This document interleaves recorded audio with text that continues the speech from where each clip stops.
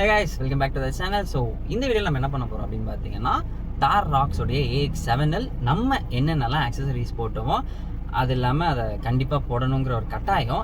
அதனால் அது என்ன போட்டோம், என்னெல்லாம் எதுக்காக போட்டோம் எல்லாமே இந்த வீடியோவில் நான் உங்களுக்கு சொல்கிறேன். ஸோ அதுக்கு எவ்வளோ காஸ்ட் ஆச்சு இது எல்லாமே நான் இந்த வீடியோ உங்களுக்கு விலாவரியாக சொல்கிறேன். ஸோ ஃபஸ்ட்டு நம்ம ஆக்சசரிஸாக என்ன போட்டோம் அப்படின்னு பார்த்தீங்கன்னா மெட்டாலிக் ரேடியேட்டர் கார்டு.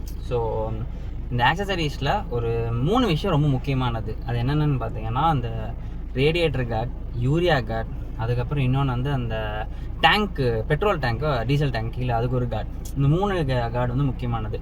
ஸோ நான் என்ன யோசிச்சேன்னா ரேடியேட்டர் கார்டும் மெட்டாலிக் கார்டும் கொஞ்சம் இந்த ஸ்பீட் பிரேக்கர்ஸ்லேயே லைட்டாக ஓரளவு மேடாக இருந்தாலே படக்கூடிய நிலைமையில் இருக்கனால அதுக்கு மட்டும் கொஞ்சம் கான்சன்ட்ரேட் பண்ணேன். ஏன்னா நான் அட்வென்ச்சருக்கு நான் எடுக்கல இந்த வண்டியை, பிகாஸ் இது real wheel drive. So city focus and ஒரு ஹைவேக்காக மட்டும்தான் இந்த வண்டியை சூஸ் பண்ணேன். ப்ளஸ் எனக்கு அந்த ஒரு எஸ்யூவி ஸ்டாண்ட் வேணும், அந்த கமாண்டிங் பொசிஷன் வேணுங்கிறதுக்காக நான் அதை சூஸ் பண்ணேன். ஸோ அதனால் எனக்கு இது 2 போதும்னு சொல்லி தான் நான் என்ன பண்ணேன்னா மெட்டாலிக் ரேடியேட்டர் கார்டு போட்டேன். ஸோ அதோட காஸ்ட் அப்படின்னு பார்த்தீங்கன்னா கிட்டத்தட்ட 4844 ப்ளஸ் உங்களுக்கு ஜிஎஸ்டி ஒரு 436, எஸ்ஜிஎஸ்டி, சிஜிஎஸ்டி எல்லாம் சேர்த்து ஒரு கிட்டத்தட்ட 1000. ஸோ உங்களுக்கு ஒரு 5000, கிட்டத்தட்ட 6000 அந்த ரேட்டில் வந்துடும். ஸோ அது ஒன்று. அண்ட் இன்னொன்று என்னென்னு பார்த்தீங்கன்னா இன்ஃபோடெயின்மெண்ட் ஸ்க்ரீன் ப்ரொடெக்டர். ஸோ இது நம்ம அந்த பெரிய டிஸ்பிளே நம்மக்கிட்ட இருக்கும்ல, ஸோ அதில் ஏதாவது ஸ்க்ராட்ச் ஆகிடக்கூடாதுங்கிறதுக்காக ஸோ அதுக்கு ஒன்று போட்டிருக்கோம். அண்ட் தென் அடுத்தது பார்த்தீங்கன்னா பாட்டம் டோர் கிளாடிங். ஸோ இது நம்ம காருக்கு மேக்ஸிமம் தேவைப்படாது, ஏன்னா ஏதாவது ஒரு இடத்துல திருப்பத்தில் நமக்கு இடிக்கும். ஸோ அந்த டைமில் நம்ம ஸ்க்ராட்ச் ஆகிடக்கூடாதுங்கிறதுக்காக அதை போடுவோம். பட் ஆனால் நமக்கு கார் ஃபுல்லாகவுமே பார்டர்ஸோட நமக்கு அந்த பம்பர்ஸ் வந்துடும். ஸோ மேக்ஸிமம் படாது. அது இல்லாமல் ஃபுட் ரெஸ்ட்டும் நமக்கு அந்த கால் வச்சு ஏறுற இடம் இருக்கிற காரணத்தினால மேக்ஸிமம் படாது.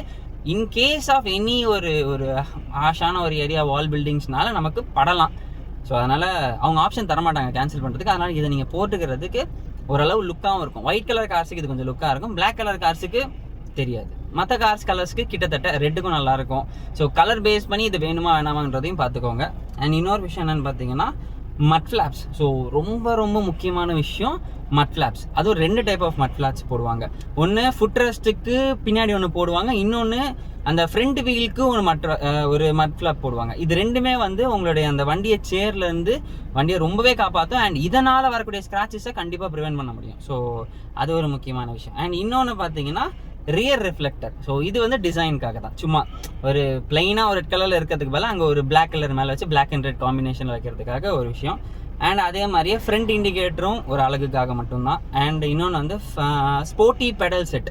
ஸோ நான் என்னோட காலுக்கு அந்த ஸ்போர்ட்டி அந்த குரோம் ஃபினிஷில் வரும், கொஞ்சம் டிசைனுக்காக வச்சு. நம்ம நார்மலாக பிளாக் கலர் இருக்கும், குரோமாக இருக்கும்போது நம்ம கொஞ்சம் அந்த ப்ரீமியமாக இருக்கிறதுக்காக நம்ம அதை யூஸ் பண்ணுறோம். ஸோ அதுக்காக அது ஒன்று போட்டிருந்தேன். And door handle. ஸோ கண்டிப்பாக நம்ம பிடிக்கும் போதோ எதுக்கோ ஒரு இடத்துல ஸ்க்ராட்ச் ஆக வாய்ப்பு இருக்குது. ஸோ அதை ஒரு ப்ரொடெக்ட் பண்ணுறதுக்காக. And 7D floor mat. So இங்கே நிறையா வச்சுருக்காங்க, வேறு டிசைன் ஃப்ளோர் மேட்டும் வச்சுருக்காங்க, நார்மல் ஃப்ளோர் மேட்ச் வச்சுருக்காங்க. பட் ஆனால் ப்ரிஃபர் பண்ணுறது 7D. ஸோ நீங்கள் ஈஸியாக அந்த மட்டோ அதில் இருக்கக்கூடிய அந்த டஸ்ட் பார்ட்டிகல்ஸ் எல்லாமே ஈஸியாக சக் பண்ணி ரிமூவ் பண்ணிக்க முடியும். ஸோ அதனால் அது ஒரு கண்டிப்பாக பெனிஃபிஷியலான விஷயம். அதனால் அதை போடுங்க. அண்ட் நான் சொன்ன மாதிரி யூரியா டேங்க் ப்ரொடெக்டர் அதுவும் போட்டிருக்காங்க. அண்ட் வெல்கம் கிட்டு அந்த விஷயம், அது அந்த கார்டு தரேன் அங்கே ஒன்று போட்டிருக்கேன். ஸோ அது ஆக்சுவலாக என்ன பண்ணியிருக்காங்கன்னா ஒரு டிஸ்கவுண்ட் மாதிரி கொடுத்துருக்காங்க. அது எனக்கு லாஸ்ட்டு ஃபைனல் அமௌண்ட் செட்டில்மெண்ட்டில் டிஸ்கவுண்ட் மாதிரி பண்ணியிருக்காங்க. பட் ஆனால் நான் கேட்காத இந்த பெர்ஃப்யூமை அதில் போட்டிருக்காங்க. ஸோ எனக்கு எப்படினாலும் ஒரு 700 to 800 கிட்டத்தட்ட அவங்க இந்த மாதிரியான ஒரு மார்ஜினில் தான் எடுத்திருக்காங்க. ஸோ பிரச்சனை இல்லை. ஆனால் பெர்ஃப்யூம்ஸ் நான் கைகர் யூஸ் பண்ணியிருக்கேன். ஸோ கைகர்ஸில் எனக்கு கைகர் காருக்கு எனக்கு அந்த பெர்ஃப்யூமோ இல்லை அவங்க டைரியில் வைக்கக்கூடிய அந்த இன்வாய்ஸ் காப்பி வைக்கிற அந்த ஒரு போர்ட்ஸோ எல்லாமே எனக்கு ஃப்ரீ ஆஃப் காஸ்ட்டில் பண்ணி கொடுத்துருந்தாங்க ரெனால்டில். பட் மஹேந்திரா பெரிய கம்பெனி, 25 lakhs காரு. ஸோ இதெல்லாம் அவங்க கொஞ்சம் பண்ணியிருக்கலாம். பட் ஆனால் மேபி அவங்க மார்ஜினாக இருக்கும், நம்ம ஒன்றும் சொல்ல முடியாது. பட் காரை பொறுத்த வரைக்கும் பக்கா கார். நான் ஃபுல் டெப்த் ரிவ்யூவில் உங்களுக்கு காரை பற்றி நான் சொல்கிறேன். உங்களால் சின்ன குறை கூட சொல்ல முடியாது. அந்த வர்த் ஃபார் ஈச் பெனின்னு சொல்லுவாங்களே, அதுதான் மஹேந்திராவுடைய தார் ராக்ஸ். ஸோ அதை நான் சொல்கிறேன். அண்ட் தென் இன்னொன்று ஸ்கஃப் பிளேட். ஸோ நம்ம ஏறும்போது ஒரு ஒரு ஸ்டெயின்லெஸ் ஸ்டீல் ஒரு பிளேட் ஒன்று.